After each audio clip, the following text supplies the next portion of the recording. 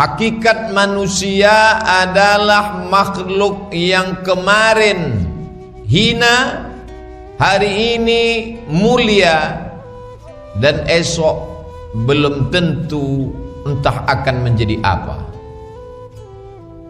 Maka kemudian Allah Subhanahu wa ta'ala memberikan contoh, ada manusia yang lebih mulia daripada malaikat.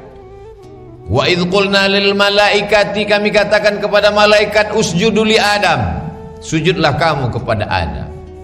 Malaikat yang dari cahaya terang benderang, tempatnya tinggi, sujud kepada Adam yang tercipta dari tanah, warnanya hitam, baunya busuk di bawah telapak kaki. Tapi ketika dia bersimpuh sujud kepada Allah, Allah angkat derajatnya sampai malaikat pun bersujud kepadanya. Bukan sujud menyembah, tapi sujud sebagai bentuk penghormatan. Tapi ketika manusia itu tidak mengikut apa yang dikatakan Allah, ulaika kal an'am, mereka seperti binatang, balhum adal, lebih rendah, lebih hina daripada binatang. Makhluk unik bernama manusia, kalau dia ikut perintah Allah, dia lebih mulia daripada malaikat. Kalau dia tinggalkan agama Allah, lebih hina daripada binatang. Kita berada di antara dua pilihan.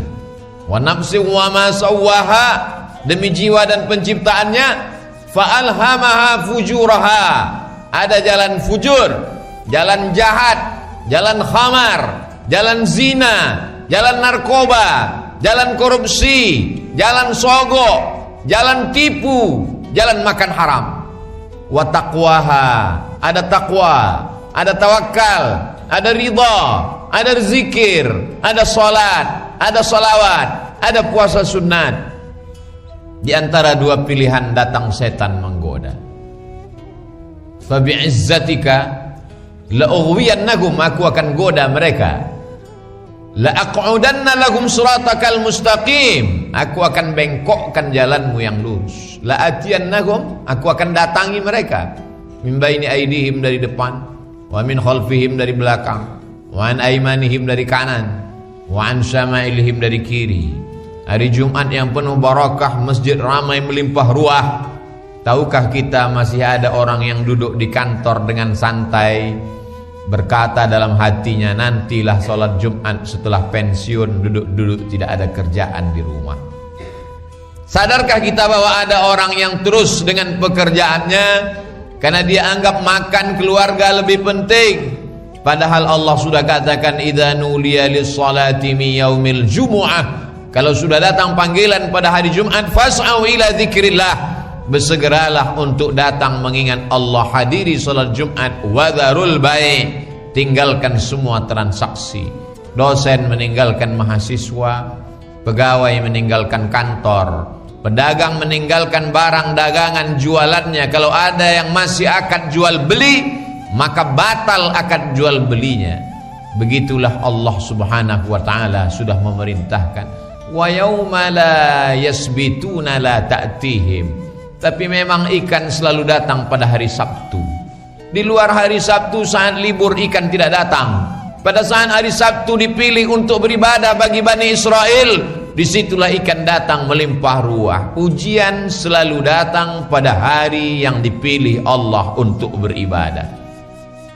Jangan heran ketika rezeki berlimpah, di situ keinginan bertambah. Jangan heran ketika badan sehat, disitulah lalai lupa datang. Allah berikan di antara 7 hari hanya 1 hari telinga laki-laki baligh berakal, tidak musafir, tidak sakit, wajib mendengarkan nasihat bernama khutbah, supaya telinganya mendengar pesan khatib, ittaqullah, takutlah kepada Allah. Krisis kita bukan krisis politik, bukan krisis ekonomi, bukan krisis ilmu pengetahuan.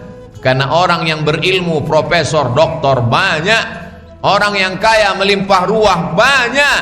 Krisis kita adalah krisis orang yang tidak takut kepada Allah.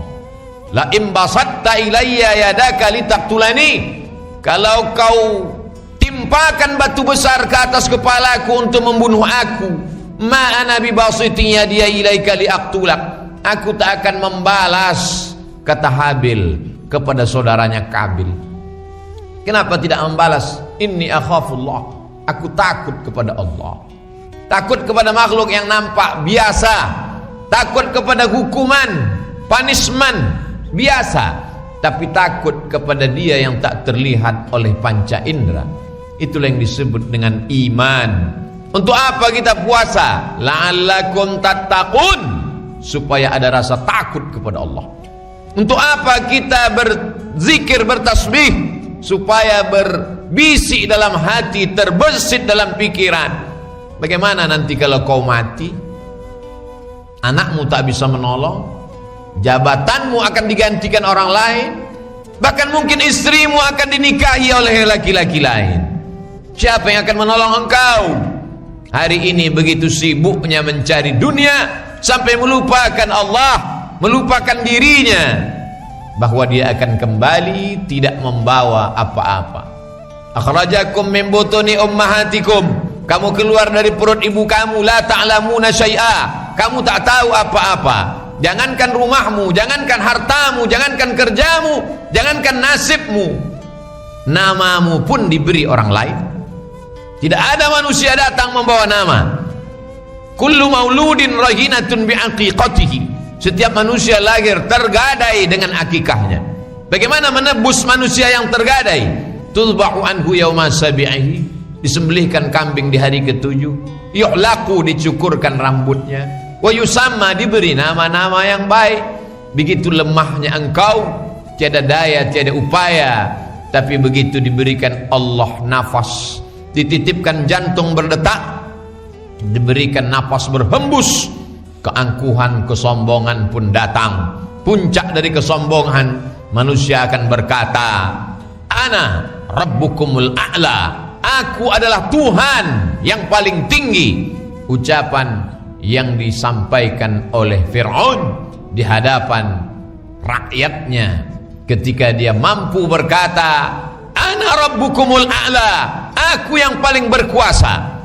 Dia tidak mati disambar petir, dia tidak mati dalam peperangan. Andai Fir'aun itu mati perang gagah perkasa dengan tombak bala tentara, matinya tersedak tertelan air laut merah. Air yang pernah ingin menenggelamkan Musa saat dia merazia semua anak-anak kecil mesti dibunuh. Air itu yang tidak dapat membunuh anak kecil, Musa selamat. Tapi air yang menenggelamkan Fir'aun, sampai pada akhirnya saat air itu masuk ke tenggorokannya, lalu dia berkata, amantu, aku beriman.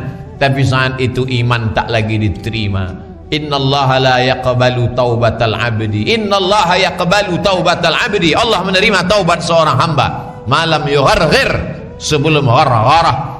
Kalau sudah nyawa di tenggorokan, disitulah manusia kembali kepada hakikat dirinya.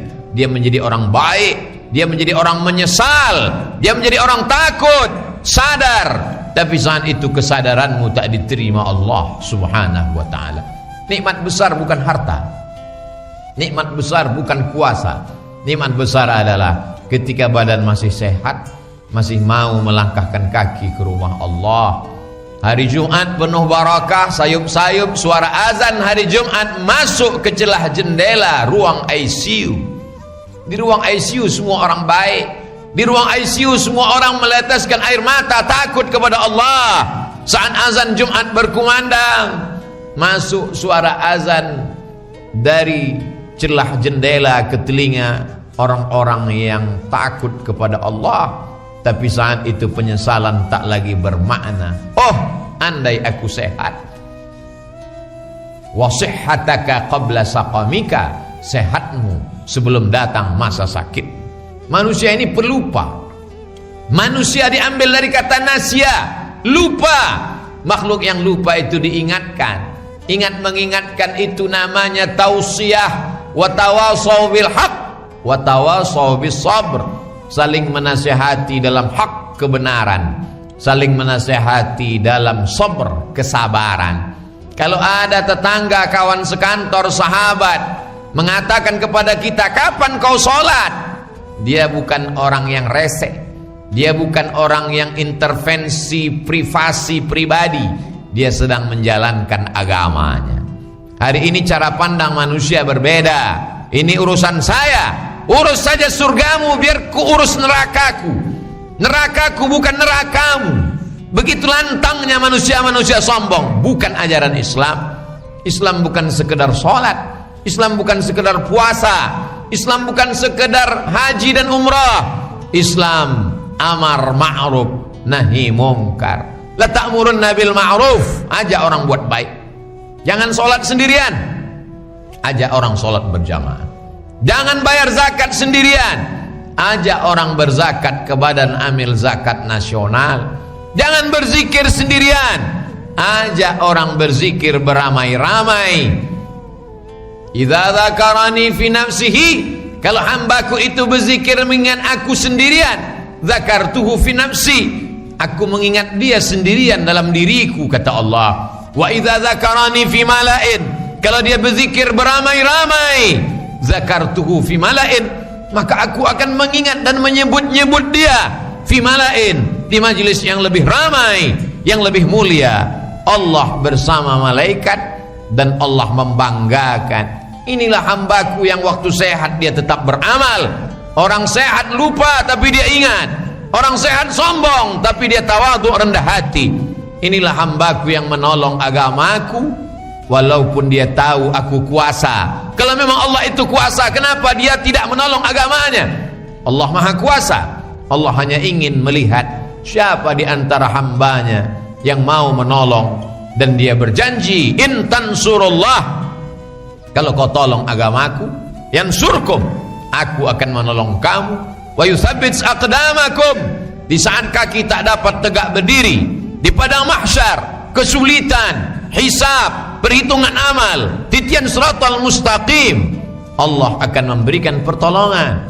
Wallahu fi aunil abdi, Allah akan menolong seorang hamba. Maka al abdu fi auni akhih, selama hambanya itu mau menolong saudaranya. Hari ini manusia dengan kecanggihan teknologi, sosial media, dia cukup sendirian di dalam rumah, tidak perlu orang lain. Makanan datang, semua orang memuji dan memuja, kekuasaan di sebelah kanan, harta di sebelah kiri. Maka saat itu kesombongan datang. La yadkhulul jannah, tak masuk surga.